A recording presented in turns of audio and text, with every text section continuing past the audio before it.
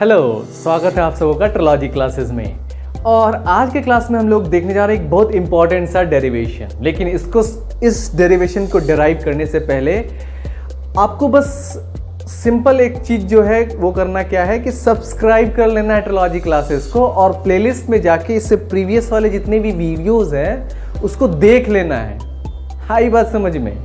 तो इसलिए सबसे पहले आपको क्या है ना, यहाँ तक जो वीडियो मैंने डाले हुए हैं इस चैप्टर में उसको आप जाके देखो, है ना, फिर ये कंसेप्ट आपको समझ में आए। तो इससे जस्ट प्रीवियस वाले क्लासेस में मैंने क्या बताया था आपको, इलेक्ट्रिक डाइपोल के बारे में बताया था। इलेक्ट्रिक डाइपोल क्या होता है? इलेक्ट्रिक डाइपोल होता है उसमें क्या, तो एक प्लस क्यू चार्ज होता है और एक क्या होता है आपका माइनस क्यू चार्ज होता है कि नहीं? तो जब एक plus Q charge minus Q charge separated होता है डिस्टेंस 2a से, मतलब ये जो डिस्टेंस है ये क्या है, 2a है, मतलब इसके मिड पॉइंट से ये डिस्टेंस a इधर है और a इधर है, तो इसी को क्या कहते हैं, तो इलेक्ट्रिक डाइपोल, मतलब वैद्युत द्विध्रुव कहते हैं। अब यहां पे क्या है, इसी इलेक्ट्रिक डाइपोल के कारण एक्सियल लाइन पे, हाँ जी एक्सियल लाइन। अब ये एक्सियल लाइन क्या होता है, तो एक्सियल लाइन कुछ नहीं होता है, जो एक्स एक्सिस पे अगर कोई भी पॉइंट होता है ना, एक एक्स एक्सिस होता है और एक वाई एक्सिस होता है, तो जो आपका एक्स एक्सिस पे पॉइंट होता है ना उसको हम लोग एक्सियल लाइन कहते हैं, हिंदी में उसको अक्ष बिंदु कहते हैं। और वही लाइन अगर वाई एक्सिस पे है, वही पॉइंट अगर वाई एक्सिस पे है ना, तो उसको हम लोग क्या कहते हैं, इक्वेटोरियल लाइन या इक्वेटोरियल पॉइंट, या फिर इसको हिंदी में कहते हैं विषुवतीय बिंदु। आई बात समझ में? तो एक सिंपल सा लॉजिक है कि आपको क्या करना है, you have to calculate electric field due to this electric dipole on axial line. अगर हिंदी में इसको कहा जाए तो आपको इस वैद्युत द्विध्रुव के कारण अक्ष बिंदु पर वैद्युत क्षेत्र निकालना है। अब ये कैसे करोगे, है कि नहीं? तो इसको करने के लिए आपको सिंपल क्या है लॉजिक, सिंपल लगाना है कि एक तो प्लस क्यू चार्ज है, एक माइनस क्यू चार्ज है, दोनों सेपरेटेड है कुछ डिस्टेंस से। अब इसके एक्सियल लाइन कहने का मतलब इसके एक्स एक्सिस पे तो आप इधर भी ले सकते हो और इधर भी ले सकते हो, तो मेरे पास इधर थोड़ा ज्यादा स्पेस है इसलिए मैं इधर ले रहा हूं, ठीक है? तो आप उधर ले सकते हो, इधर ले सकते हो। तो मैंने क्या किया, इस एक्सियल लाइन पे इस पॉइंट, एक पॉइंट ले लिया, ये पॉइंट, इस पॉइंट पे इस प्लस क्यू चार्ज के कारण इलेक्ट्रिक फील्ड किधर होगा, बाहर की ओर होगा। तो जो आपका पॉजिटिव चार्ज है उस पॉजिटिव चार्ज के कारण जो इलेक्ट्रिक फील्ड होगा वो क्या होगा, E प्लस क्यू, मतलब electric field due to positive charge E plus Q, है कि नहीं? उसी तरह से इस नेगेटिव चार्ज के कारण इलेक्ट्रिक फील्ड किधर जाता है, नेगेटिव चार्ज की तरफ, है ना? तो पॉजिटिव चार्ज से इलेक्ट्रिक फील्ड बाहर की तरफ जाता है इसलिए उधर गया, और नेगेटिव चार्ज में इनवर्स जाता है तो इसलिए किधर गया, ये E माइनस क्यू इधर की ओर गया। आई बात समझ में? तो यही है आपका पॉइंट P जहां पे आपको कैलकुलेट करना है इलेक्ट्रिक फील्ड। अब देखो डायरेक्शन आपको क्या दिख रहा है, डायरेक्शन दोनों का अपोजिट दिख रहा है, तो आप ये बोल सकते हो कि ये क्यों एक दूसरे को कैंसिल करके ये कैंसिल हो गया, इलेक्ट्रिक फील्ड जीरो हो गया। लेकिन ये इतना सिंपल नहीं है। आई बस में, ये इतना सिंपल नहीं है। यहां पे आपको देखना होगा इलेक्ट्रिक फील्ड के फॉर्मूला को, और इलेक्ट्रिक फील्ड का फॉर्मूला कहता क्या है, तो सिंपल सा इलेक्ट्रिक फील्ड का फॉर्मूला कहता है कि इलेक्ट्रिक फील्ड जो होता है वो क्या होता है, 1/4 पाई एप्सिलॉन नॉट क्यू। अब इसमें से कोई भी एक चार्ज है तो क्यू बाय आर स्क्वायर। तो यहां पे इलेक्ट्रिक फील्ड चार्ज पे डिपेंड करता है, मतलब वैद्युत आवेश पे डिपेंड करता है वैद्युत क्षेत्र, और इसके साथ साथ ये तो डिस्टेंस पे भी डिपेंड करता है। आई बात समझ में? तो डिस्टेंस और चार्ज दोनों पे डिपेंड करता है, लेकिन इलेक्ट्रिक डाइपोल में चार्ज हमेशा कांस्टेंट होता है। अगर ये +2 कूलम है तो ये -2 कूलम है, तो मैग्नीट्यूड तो 2 कूलम भी होएगा, हाँ 2 कूलम भी होगा। तो इसलिए यहां पे क्या है ना कि इलेक्ट्रिक फील्ड का जो ये चार्ज का कंसेप्ट है ना, तो वहां मैग्नीट्यूड सेम है। आई बात समझ में? मैग्नीट्यूड सेम है, इसलिए चार्ज का यहां पे चूंकि दोनों का सेम है इसलिए चार्ज तो कोई इफेक्ट डालेगा नहीं, मैग्नेटिक फील्ड सेम होगा, और आप कह सकते हो कि इलेक्ट्रिक फील्ड एक दूसरे को कैंसिल कर देगा। लेकिन यहां प्रॉब्लम क्रिएट करेगा डिस्टेंस। क्यों? क्योंकि इलेक्ट्रिक फील्ड डिस्टेंस के इनवर्सली प्रोपोर्शनल है। मतलब व्यतक्रमानुपाती है। कहने का मतलब ये कि अगर डिस्टेंस को आप इंक्रीज करोगे तो इलेक्ट्रिक फील्ड डिक्रीज होगा, अगर डिस्टेंस को आप डिक्रीज करोगे तो इलेक्ट्रिक फील्ड इंक्रीज होगा। इसी चीज को हम लोग कहते हैं इन्वर्सली प्रोपोर्शनल, मतलब व्यतक्रमानुपाती। और ये लॉजिक सिंपल सा है कि व्यतक्रमानुपाती में मतलब इन्वर्सली प्रोपोर्शन में अगर कोई एक क्वांटिटी डिक्रीज होता है तो दूसरा क्वांटिटी इंक्रीज होता है, अगर कोई क्वांटिटी इंक्रीज होता है तो दूसरा क्वांटिटी डिक्रीज होता है। वहीं अगर डायरेक्टली प्रोपोर्शनल होता है मतलब क्रमानुपाती होता है तो उसमें एक क्वांटिटी इंक्रीज करता है तो दूसरा क्वांटिटी भी इंक्रीज करेगा। आई बात समझ में? और अगर कोई क्वांटिटी डिक्रीज करता है तो दूसरा क्वांटिटी भी डिक्रीज करेगा। तो सिंपल लॉजिक इतना समझ लो। तो यहां पे क्या है कि डिस्टेंस ज्यादा होने से इलेक्ट्रिक फील्ड कम होगा। आई बात समझ में? तो इसलिए प्लस क्यू से इस पॉइंट का डिस्टेंस, मतलब यहां से प्लस क्यू से इस पॉइंट का डिस्टेंस इतना है, ठीक है। अब ये तो प्रॉब्लम हो गया है ना, कि क्योंकि यहां से यहां तक तो ए ले सकते थे, यहां तक, ठीक है। तो अब इसको डिस्टेंस प्लस क्यू से इस पॉइंट पी का इतना है और माइनस क्यू से बस कितना है, इतना ही है ना। तो ये हुआ आपका प्लस क्यू से डिस्टेंस पी का और ये हुआ आपका माइनस क्यू से डिस्टेंस पी का। आई बात समझ में?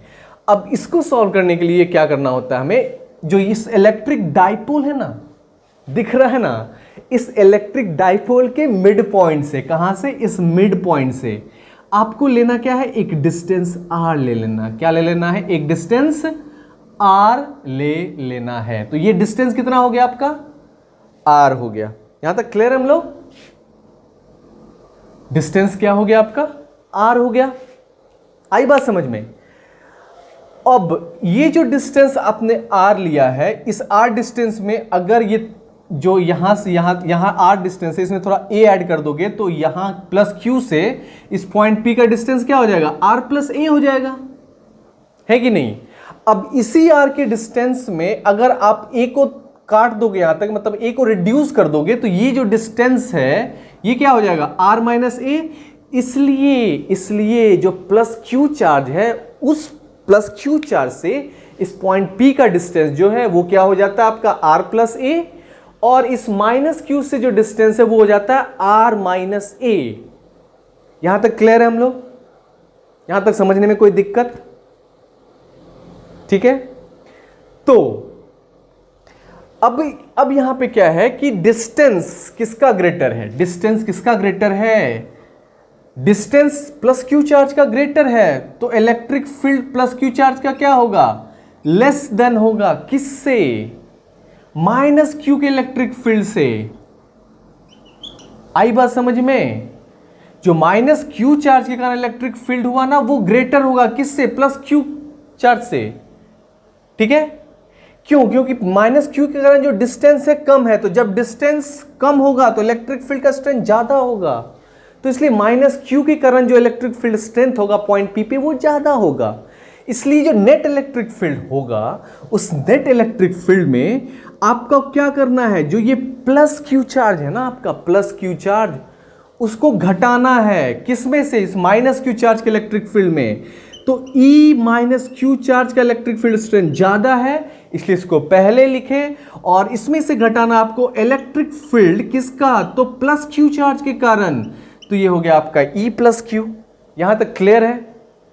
और एग्जैक्टली इसी चीज को आप क्या लिख सकते हो, तो आप इसको कैसे लिख सकते हो, बताओ, इसको कैसे लिख सकते हो आप। तो इसको लिख सकते हो, अगर electric field minus Q, electric field तो मैग्नीट्यूड लेते हैं, तो इसलिए क्या हो जाएगा, ये इलेक्ट्रिक फील्ड का क्या होता है formula, Q by 4 pi epsilon not R square. आई बात समझ में? और यहां पे एक चीज नोट करने वाला है, क्या, R डिस्टेंस देख लो, माइनस क्यू चार्ज के कारण R डिस्टेंस क्या है, यहाँ पे R माइनस A है, नोटेड डाउन। तो इसलिए यहां पे R स्क्वायर की जगह क्या लिख दोगे, R माइनस A। तो ये सिली मिस्टेक R स्क्वायर लिख के निकल मत देना, ठीक है। तो इसलिए जो electric field minus Q charge के कारण हो जाएगा वो क्या हो जाएगा, तो वो हो जाएगा Q by 4 pi epsilon not R minus A का होल स्क्वायर। आई बात समझ में? तो यहां तक क्लियर है हम लोग।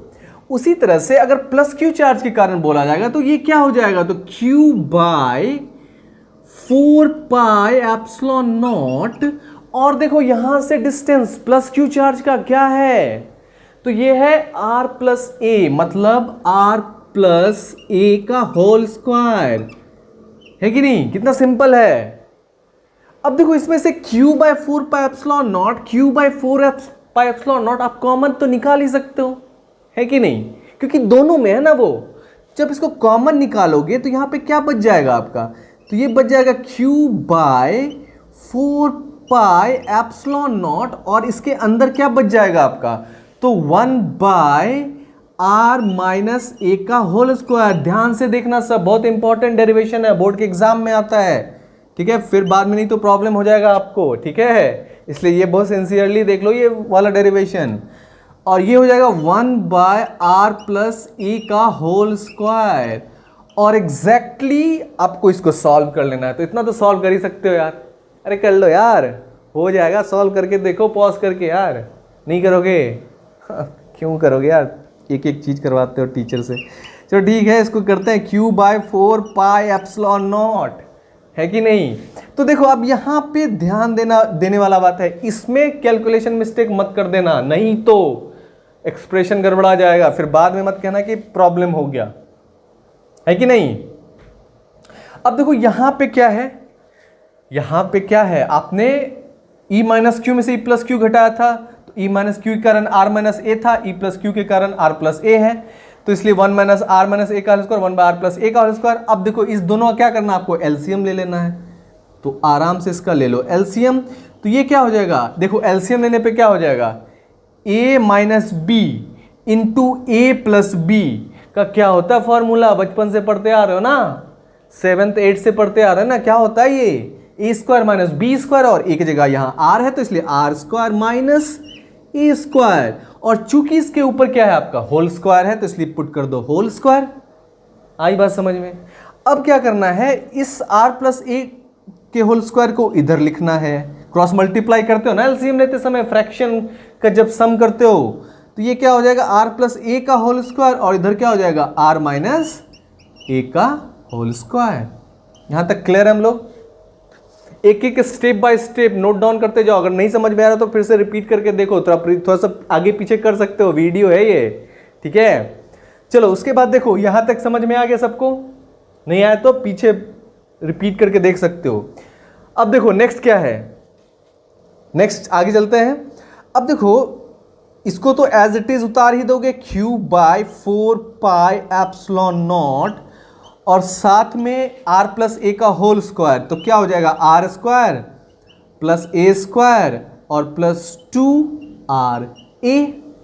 और देखो यहाँ पे माइनस का साइन है तो इसको ब्रैकेट में आप लिख सकते हो, और यहाँ पे क्या लिख दोगे r square plus A square और माइनस 2ra। तो a माइनस बी का होल स्क्वायर क्या होता है, a square plus B square minus 2ab, ठीक है। अब देखो नीचे नीचे आ जाओ जल्दी से। अब यहां पे देखो क्या है, R square minus A square का होल स्क्वायर, ठीक है। तो इसको आप क्या लिख सकते हो, तो आप इसको लिख सकते हो कि आर स्क्वायर का whole square minus A square का होल स्क्वायर, है ना, लिख सकते हो ऐसे, क्या दिक्कत है, नहीं लिख सकते हो, ठीक है। तो अगर इसको ऐसे नहीं तो इसको ब्रैकेट में लिख दो, अगर ऐसे नहीं लिखते हो तो इसको इस तरह से लिख दो, ठीक है। तो यहाँ पे क्या है, सिंपल लिख दो R square minus A square का होल स्क्वायर, ठीक है। यहाँ तक क्लियर हम लोग, ठीक है, R square minus A square का होल स्क्वायर। अब देखो यहाँ पे इसको कर दो ब्रैकेट में क्लोज, और अब आगे देखते हैं। अब देखो इस जब ब्रैकेट को खोलोगे तो यहाँ पे क्या हो जाएगा, माइनस आर ए हो जाएगा, और प्लस माइनस क्या हो जाएगा, यहाँ पे माइनस हो जाएगा प्लस की जगह पे, ठीक है, और यहाँ पे माइनस प्लस प्लस हो जाएगा, ठीक है। तो ये ब्रैकेट हट जाएगा, या फिर इसको सिंपल लिख ही सकते हो, इसको ब्रैकेट एक और स्टेप बढ़ा ही देते हैं यार, नहीं तो फिर बाद में बोलोगे टीचर इसे शॉर्टकट मार दिया है ना। तो इसलिए जल्दी से देख लो इसको। देखो अब यहाँ पे यहाँ तक क्लियर है।